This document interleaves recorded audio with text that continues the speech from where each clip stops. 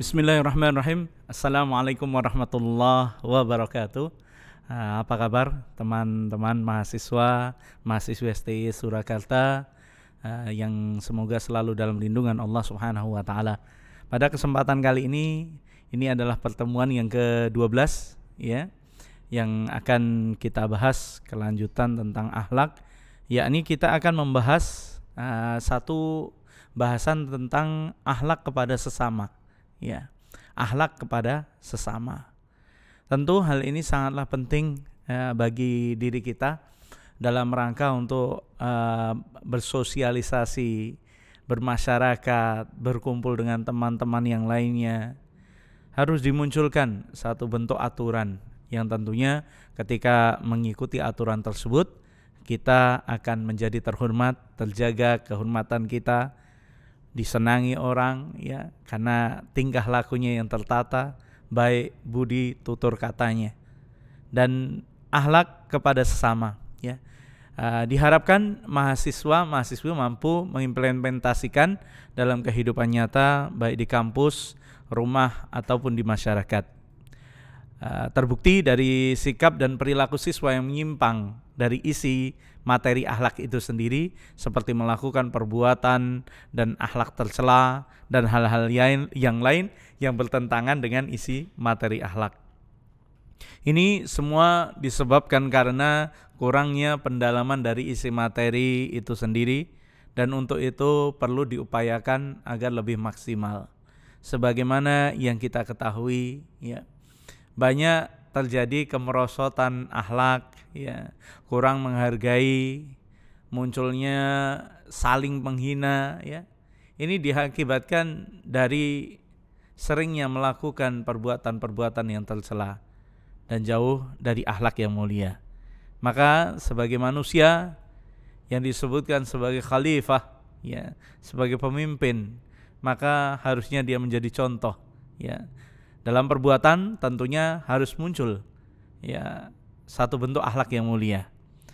Apa yang akan kita bahas kali ini yakni tentang apa pengertian ya dan pentingnya husnudzon ya. Husnudzon, tawadhu, tasamuh, dan ta'awun ya. Ada 4 hal yang akan kita bahas. Kemudian apa saja bentuk-bentuk husnudzon, tawadhu, tasamuh, dan ta'awun? Lalu apa dampak positif dari husnudzon, tawadhu, tasamuh, dan ta'awun? Lalu yang terakhir, bagaimana membiasakan diri untuk selalu berhusnudzon, tawadhu, tasamuh, dan ta'awun dalam kehidupan sehari-hari.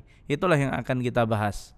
Kemudian ya tujuan pembahasannya adalah agar Anda semua ya mampu memahami apa pengertian dan pentingnya husnudzon, tawadhu, tasamuh, dan ta'awun. Kemudian mengerti bentuk-bentuk husnudzon itu apa saja, bentuk-bentuk tawadhu itu apa saja, kemudian tasamuh dan ta'awun. Lalu Anda diharapkan mampu menjelaskan nilai-nilai positif dari husnudzon, tawadhu, tasamuh, dan ta'awun, agar Anda bisa mengajarkan kepada siapapun yang berada di sekitar Anda untuk mengetahui nilai-nilai positif dari perbuatan baik ini. Kemudian dapat menerapkan ya, setelah memahami, setelah mengerti, setelah mengeksplor ya nilai-nilai positif dari husnudzon, tawadhu, dan tasamuh serta ta'awun, maka diharapkan dapat menerapkan sifat-sifat yang mulia tersebut ya, perbuatan-perbuatan yang mulia tersebut, yakni husnudzon, tawadhu, tasamuh, dan ta'awun dalam kehidupan sehari-hari.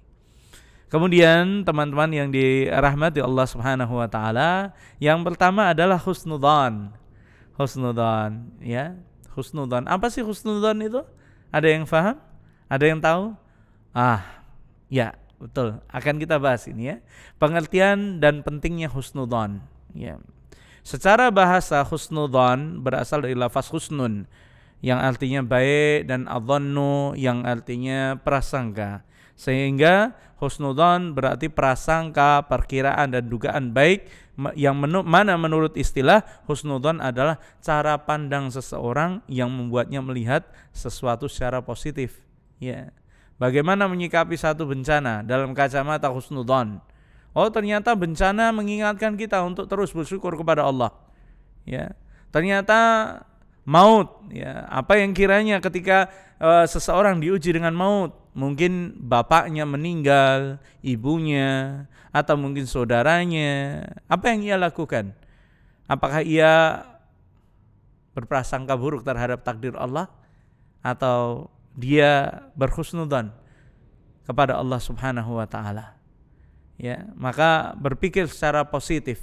Apa yang menimpa seseorang, ya, apa yang menimpa pada diri seseorang, ia yakini bahwa itu adalah ujian dari Allah Subhanahu wa taala dan pasti ada hikmahnya. Kemudian seseorang yang memiliki sikap husnudzon memandang semua orang itu baik. Ya, tidak berprasangka buruk. Tidak berprasangka buruk. Ia mempertimbangkan sesuatu dengan pikiran yang jernih, tanpa ada sentimen-sentimen negatif.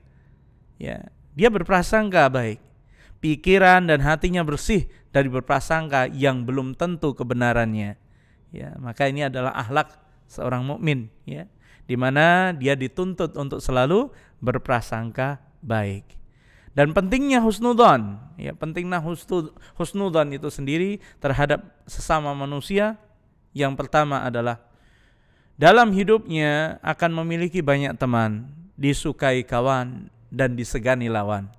Ya, lihat, ya, bagaimana orang-orang yang berprasangka baik. Ya. Dia tidak menempatkan temannya sebagai musuh. Dia tidak menjadikan kekurangan temannya sebagai satu konsumsi yang selalu dibahasnya. Husnudzon, ya, akan memiliki banyak teman sebab dia tidak berburuk sangka. Ia disukai teman-temannya, ya, ia disukai teman-temannya karena tidak berprasangka buruk. Berbeda dengan orang yang memiliki selalu mengedepankan prasangka buruk, ya. Selalu berprasangka yang ujung-ujungnya adalah dosa, ujung-ujungnya adalah ghibah, ujung-ujungnya adalah bergosip, ujung-ujungnya adalah membuka aib. Maka ketika seseorang, ya, menutup yang namanya pintu husnudzon, maka ia akan lebih dekat dengan keburukan. Ia akan dekat dengan membuka aib. Ia akan lebih dekat dengan menjelek-jelekan orang lain. Akhlak yang baik ketika apa? Ketika seseorang memiliki akhlak yang baik, dia tidak akan berprasangka buruk kepada orang lain. Ya, itu salah satu tandanya. Ya, kemudian disegani lawan. Lalu adalah husnudzon, ya. Husnudzon terhadap sesama manusia juga merupakan kunci sukses dalam pergaulan. Baik pergaulan di kampus, keluarga, maupun di lingkungan masyarakat. Dia tidak banyak berprasangka buruk. Ya. Ketika ada seorang temanmu, ya, atau siapa mereka yang kesulitan, dia mendatangimu, ya. Belum mengatakan sesuatu, kita sudah berprasangka, ini ngapain ini? Kesini ngapain ini, ya? Pasti mau nipu lagi. Padahal dia mungkin membawakanmu sesuatu yang baik. Padahal dia sedang ingin mengingatkanmu tentang satu urusan. Ya. Maka ketika kita melapangkan dada kita dengan tidak mengisinya dengan prasangka buruk, maka akan semakin jernih hati kita. Tidak teracuni dengan segala pikiran kotor yang mungkin penyakit yang hinggap adalah hasad, membenci, tidak senang kalau lihat orang lain bahagia, tidak senang ketika melihat temannya sukses, lalu muncul prasangka buruk padanya. Jangan-jangan dia seperti ini, jangan-jangan dia seperti itu, padahal belum tentu kebenarannya. Maka yang ketiga, tidak ada pergaulan yang harmonis tanpa adanya prasangka baik antara satu individu dengan individu yang lainnya. Ya, jadi prasangka baik ini jembatan yang mempertemukan, yang menjadi penyatu antara dua hati, ya. Yang ketika mereka selalu berprasangka buruk, maka akan semakin kuat jembatan itu. ya, dan akan kokoh, mengikat erat kedua hati orang yang sedang berteman. Maka jika seseorang sudah terracuni dengan yang namanya prasangka buruk, maka yang dipandangnya adalah keburukannya. 1000 kebaikan, ya, 1000 kebaikan yang dilakukan oleh orang lain tidak akan pernah diakui olehnya. Ketika melakukan satu kesalahan, maka akan terus teringat sepanjang hayatnya. Maka ini adalah akibat dari prasangka buruk yang muncul. Kemudian adalah tentang hubungan persahabatan dan persaudaraan menjadi lebih baik. Terhindar dari penyesalan dalam hubungan dengan sesama dan selalu senang dan bahagia atas kebahagiaan orang lain. Ya, menjadi lebih langgeng, ya, menjadi lebih langgeng. Coba contoh kasusnya, ya.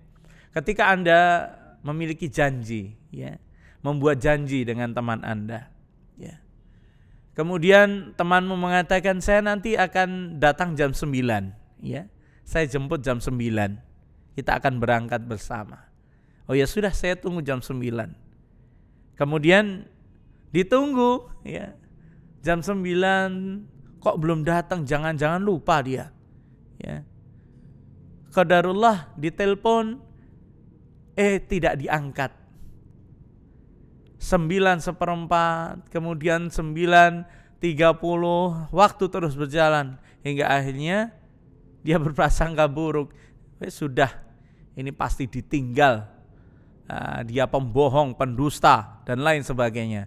Padahal temanmu, ya, mungkin sedang baterainya habis, ya, ponselnya mati, atau mungkin kendaraannya macet, rusak, atau mungkin malah terjadi kecelakaan yang membuat dia tak sadarkan diri. Namun justru orang yang menunggu ini berprasangka buruk. Maka berhentilah meracuni diri Anda, merusak hati Anda dengan berprasangka buruk.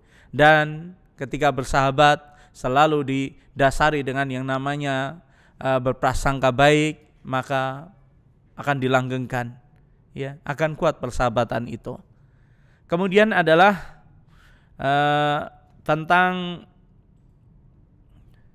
pentingnya husnudzon terhadap manusia, ya.